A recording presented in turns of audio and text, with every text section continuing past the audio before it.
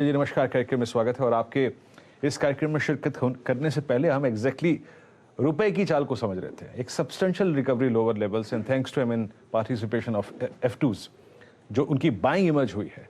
Sir, आप कितना comfortable हैं कि एक बहुत अच्छा बेस हमने 16,500 और 15,800 15,500 की ट्रेजेक्ट्री में क्रिएट कर लिया है, और यहाँ से ऊपर की ट्रेजेक्ट्री कितनी खुलती हुई नजर आ रही है आपको? पहले तो आपकी राय इस पर चाहेंगे। ठीक है, तो देखिए वीरेंद्र जी, मैं इसका जवाब दो भाग में देता हूं। पहला तो ये है कि मार्केट का लेवल तीन स्तंभ पे निर्धारित रहता है। शॉर्ट टर्म में इवेंट पे, मीडियम टर्म में लिक्विडिटी पे, और लॉन्ग टर्म में वैल्यूएशन पे। अगर आप इन तीनों स्तंभों को आज के कॉन्टेक्स्ट में एग्जामिन करेंगे तो जो पहला स्तंभ है इवेंट का, सबसे बड़ा जो ओवरहैंग बाजार पे था वो था फेड रेट पर क्या डिसीजन होगा। और जो डिसीजन लिया गया, चूंकि वो 75 बेसिस पॉइंट का जो बढ़ावा किया गया, वो आप समझ सकते हैं कि बाजार के अनुमान के ही करीब था। इसके पहले अनुमान लगाया जा रहा था कि 100 बेसिस पॉइंट का राइज होगा। तो इवेंट के रूप अगर आप देखें तो आउटकम जो था वो पॉजिटिव निकला।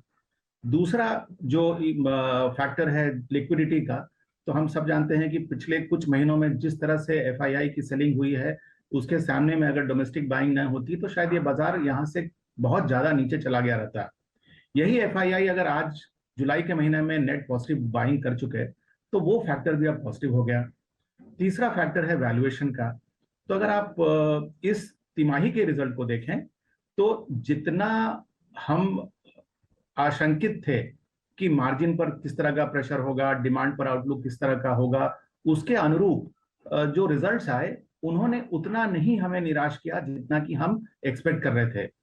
इनफैक्ट अगर आप कुछ सेक्टर्स में देखें, अगर आप ऑटो को ही देख लें तो ऑटो में अगर मार्जिन का प्रेशर है तो शॉर्ट टर्म डेटा जो पैसेंजर कार की सेल्स की है वो तो रिकॉर्ड हाई की है। तो ओवरऑल जो माहौल बन रहा है इन तीनों फैक्टर्स पे, इवेंट्स पे, लिक्विडिटी पे और वैल्यूएशन पे, वो एक पॉजिटिव बन रहा है। तो इसी के लिए आपने जो कहा कि जो हमारा बेस बन गया 16,500 से लेके 16,800, मेरे ख्याल से अगर ये फैक्टर्स रिवर्स नहीं होते तो हम मान सकते हैं कि ये बेस बना रहेगा। रही बात यहाँ से दूसरा भाग जो आपके सवाल का है कि यहाँ से आगे की दिशा क्या होगी, तो देखिए इतनी बड़ी तेजी के बाद एक टेम्पटेशन प्रॉफिट बुकिंग का जरूर हो सकता है, लेकिन ये हम सिर्फ प्रॉफिट बुकिंग का ही फेज माने। अगर यहाँ से बाजार में थोड़ी बहुत गिरावट आती है, बाजार का रिवर्सल होने का जो कारण है वो मुझे नहीं दिख रहा है। प्लस जो कंपनीज की कमेंट्री आ रही है उससे ऐसा लग रहा है कि जो second half of the financial year है वो उनके लिए ज्यादा अच्छा रहेगा, मार्जिन के रूप में भी, डिमांड के पर्सपेक्टिव से।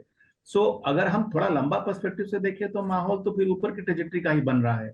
तो मेरे ख्याल से ओवरऑल जो मार्केट का फाउंडेशन है वो बन गया, और जो फैक्टर्स हैं, जो कड़ियां हैं, वो इस तरह से जुड़ रही हैं कि हमको लगता है कि बाजार यहां से ऊपर जाने की संभावना ज्यादा है।